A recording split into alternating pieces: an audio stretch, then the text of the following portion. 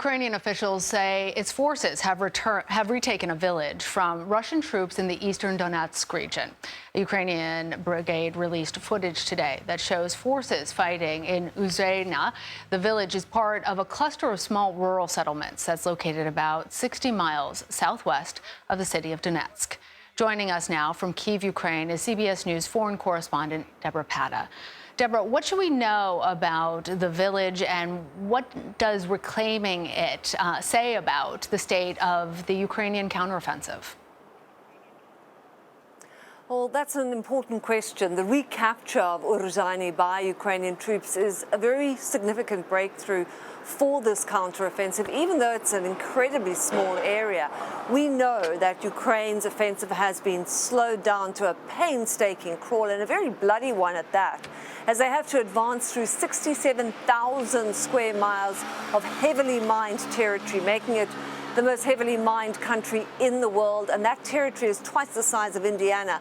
Russians have dug in so deep, and they've had a long time to prepare for this. So the landmines are sometimes as deep as 10 miles below the ground, and even as some are cleared by detonation, a whole load more can land from above literally every day. And this is what any defense official will point to when Western commentators bemoan the lack of progress in the summer offensive, including Ukraine's Deputy Minister of Defense, Hanna Maliar, whom I spoke to today. She said that this is not Hollywood, that it's dangerous work, but that is why today's recapture of Urozhaine is so important. She told us that finally Ukrainian forces have pierced through the first line of a three-ring Russian defense, and one of the obstacles in doing this was those deadly landmines. I mean, there are still fortified positions higher up, but for now this is very important for Ukraine, Lana. So we appreciate so much that context about Ukraine liberating Urozhaine, but what are its forces up against in the coming days then, Debora?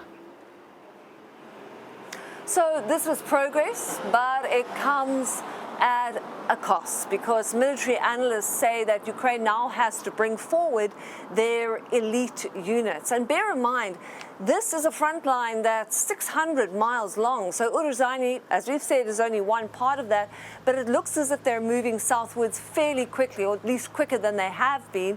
And on the way, they are going to come across perhaps the biggest Russian defense line yet, which is still there as a huge obstacle. That's going to be a very, very tough fight. And as the Deputy Minister told us, Russia seems to have an endless supply of landmines and shells. She reckons that Russia uses up to 500,000 shells a week, and that compared to Ukraine, they only have a tenth of that.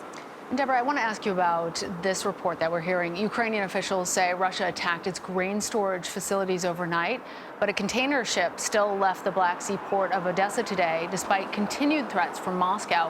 What details can you tell us? Well, that container that left the Black Sea port is a Hong Kong flagship. And listen to this. It's been trapped in the port since Russia invaded Ukraine in February last year. That's nearly 18 months. Moscow has threatened to treat any ships leaving Ukraine as potential military targets. And in fact, on Sunday, its Navy fired warning shots at a ship traveling towards Ukraine. But despite the threats, last week, Ukraine announced what it calls a humanitarian corridor in the Black Sea to release those cargo ships, exactly like this one, that have been trapped in its ports by what is effectively a de facto Russian blockade.